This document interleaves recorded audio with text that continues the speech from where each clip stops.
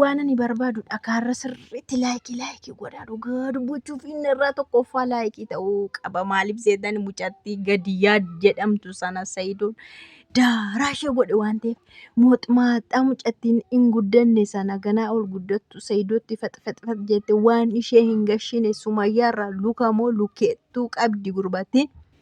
Lukamoo lukeettuu qabdi karaa oliima karaa gadiitti kan isaan walitti dhufan. Haadha manaa fi abbaa manaa gidduu Sayidoon nama guddaa kabajuu diddee wix eengadda konkolaataan of rukuchiistee oolte fuuldura deemtee har'a garuu dhukkeerraa kaase waan ta'eef naan gammadee naa ililchaasan tokkoon isaanii qawu godhee fixuu qaba Sayidoon jechuudha. Tokkoon isaanii dhukkeerraa kaasee fixuu qaba Sayidoon. Inni sanuu danqaraa meeqa qabatanii isa eegan 4 ta'anii 3 moo 4 dhayyuuti seexana isaanii faana jaayyuun ta'a. Sayidoon garuu qobaamma dhufe mee waan isaan jedhan tokkoon dhaggeeffanna gaafun. Waa ishiin jettu keessanii Sumayyaan ikkoo haadha ijoollee kooti jennaan situ jireenya kee sirreeffachuu qaba tureedhe. Yoo sirreeffatuu baate maaltu sagashee qoy. Sayidoodhaa dawwaleen ture akka dhiiraatti taasifna jedheen dawwalee fiidhe. Dura Sayidoon dhiira miti eenyu jedheen adaraa keessan. Amiirii hospitaala jira jenneetoo eegnu gulukoosiin otoo irra jiru qosuliin otoo irraan fayyini affasee fudhatee achi fuudhee deeme. Kanaafiyyuu Sayidoo faana wal agarsiisuu qabnaa dheetu danqaraan biyyatti hin hafne danqaraan 3 fi dhiira 3 dhiira amma kun amma dhiiratti lakkaa'amti.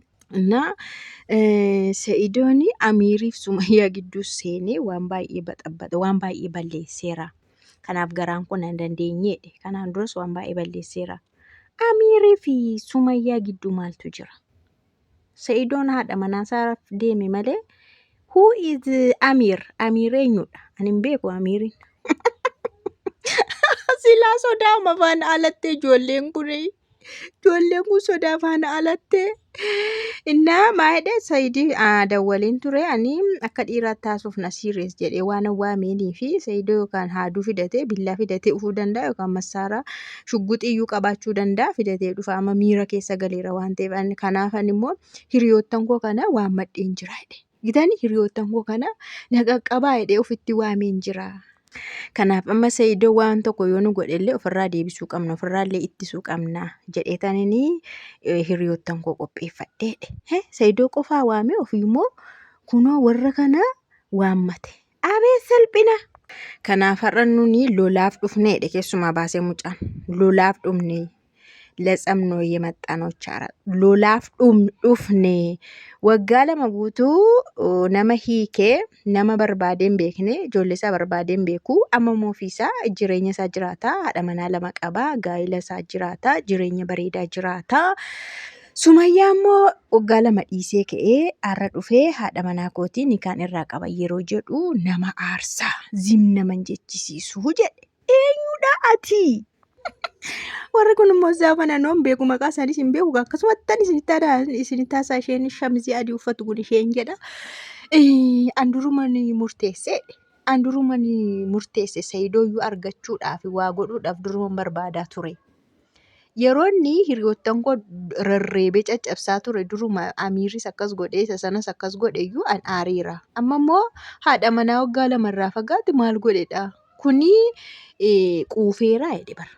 Abee kanaaf nus wanti miira keessa nu gashee Sayidiif yeroo bilbiluu bakka jirtanitti dhufanuun jedhe bakka jirtanitti dhufachuun immoo tuffiidha jedhe nu tuffateera baay'eeyyuu garuu ni nama guddaadha nurra baay'ee nama guddaadha hin yaadu mootii mucaa waan meeqa keessa darbee Amiirechuu waan meeqa keessa darbee as gahee erga waraaname okay haa yaalamu jechuurra fuudhee mana hidhaatti dabarse. Kanaafuu hunda keenya tuffateera hin dhiisnu jedhan meellaalla. Kun bineensadhaadhaan kun nama miti kun bineensadha nama dhiigni dhangala'u fuudhanii deemuu jechuun bineensa kun nama nyaata. Kanaafuu nus dhiirummaa keenya fayyadamnee waan gaafatnu gaafachuu qabna hin dhiisnu. Namichi waan dhaabbatee nama faana haasa'u miti. Baqallola reebicha beeka waan ta'eef nus likkiitti gashinaa jedhaniika. Gaafa sana ture kan likkiitti gashinu inni yaanne nurkaa amallaxeedhaan nurkaa miliqee konkolaataa kaafateetu nurkaa miliqe malee gaafa dhiiga Amiir argine sana ture kan nun gatii Amiir baasnu garuu konkolaataa kaafatee nurkaa miliqee amma immoo eddes tuffiidhaan jira waan ta'eef nan dhufa jedheera.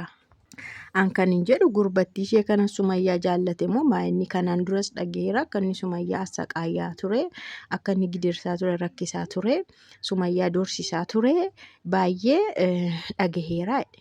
Ishii waxaxeen kun Sumayyaa jaallatte moo maa'inni ofii? Sayidoon goota anaa fi uleen jedhe gurbattiin ana ati maaliif suutatteen guddattu jedhe. Ani mucaan hin guddanne duruma jaanii narraagaa engadda isinitti himne ani Sayidoon ofaa eeggatu jarittii wal geesse Sayidoon miidhuu barbaaddisinii jedhan narraaga bulee keessanitti hime garuu irruma aanse malee Sayidoon ayyaana qabasiniin jedheeraan gurbattiin namaaf suutettee hin guddattu ateedhee keessaa harkisee qabe. Sayidoon kottu na dha'edhee morma ishii qabee achas harkisee achi isinoo safaa naannaan lakki kumachuutti duubatti baqatanii olii yaad isaayyuu olii yaad keessaa jirru.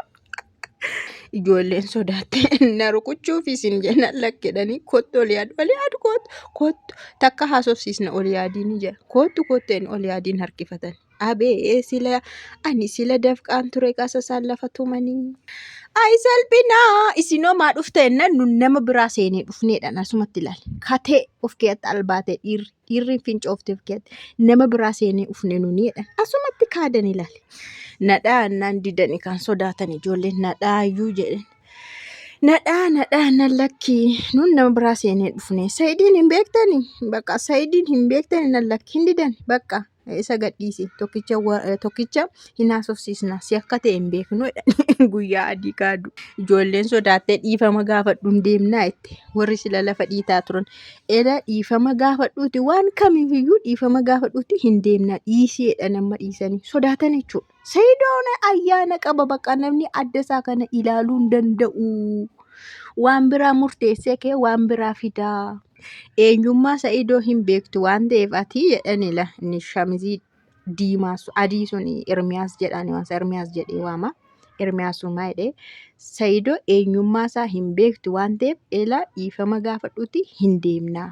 Yoo ta'u baate asitti si dhiisnee deemnaa nun Sayidoon eenyu akka ta'e hin beeknaa. Innaan Amiiriif jedhe Amiirii maalii kee hin beeknu dhiifama gaafadhuudhaan dhiifama gaafadhu dubbii kana keessaa baheedhaan. Wayyoo ijoolleen narraa makkatu narraa awwu jedhan sodaatanii gadalgi baay'edhanii boolla seenii nun Sayidoon sodaannaa eenyu akka ta'e beeknadhanii ulee lafa bubbuusanii deeman isaan bor jireenya barbaadu abbaate.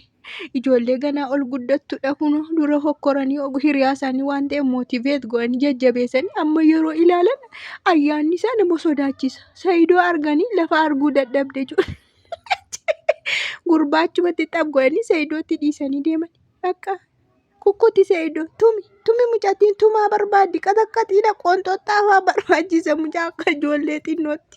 Sayidoon ulees isa fuudhe lafatti gatee jechuudha. Maal eegda amma na dha'ee jedheen namni warraa nu dhowwus namni si qabus na qabus hin jiru na dha'ee akka barbaaddetti na dha'ee mucattii xinnoo kanaan. Jennaan ani Amiirii dhiigni isaa too dhangala'oo akkamitti sim jedha waa'ee Amiirii singashuuti na dha'ee na reebuuf deemti atamma dhimma singashine keessa na reebuuf deemti na reebiidhe. Dandee harka ol fuudhaa reeme. Kaalchoodhaan fuudhi lafatti jilbeenfachiisi awwaara nyaachisi Sayidoo bakka tumi amma sila lolaaf dhufne amma immoo ani lolaaf hin dhufne si reebuun dhufne si faana haasa'uun dhufe namni danqaraa baatee nama faana haasa'uu dhufa dhiifama ani si reebuun dhufne si faana haasa'uun dhufe ati abbaa ijoolleeti